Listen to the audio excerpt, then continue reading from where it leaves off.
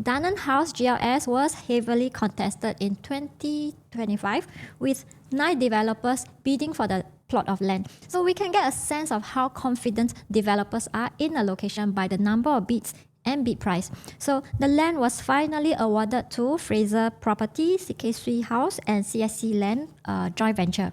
So the price awarded was 1410 PSF PPR and it narrowly beat CDL by just $50 PSF PPR or about 3.7%. If we look at recent launches, their land costs and their average launch prices, River Modern will be a good benchmark. Its land price was 1420 PSF PPR, very close to Dunearn House 1410 PSF PPR, and it launched at an average of 3279 PSF.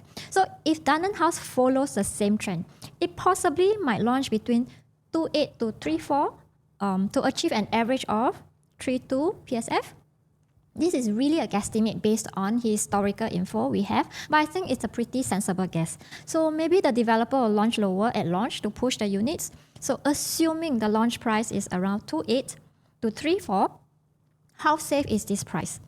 So looking at CCR upcoming land plots, the next two in Holland are higher, and the next plot in Dunearn is even higher at 1625. In fact, all the upcoming land costs are higher. So if Dunearn House launches at 3,200 PSF, what will be the launch prices for all these future projects? We don't need to look very far actually. If we look at just next door, the plot was awarded at 1625 PSF PPR. It's 215 PPR or 15% higher. So that already cushioned the price for Dunearn House buyers.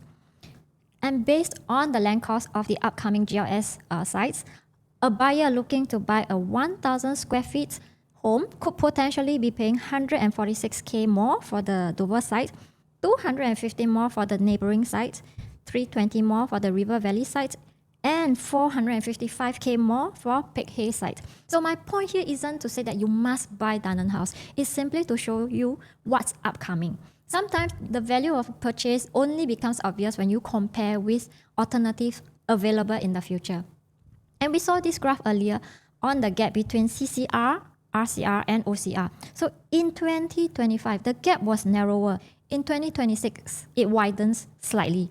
So what can we expect in 2027 or 28?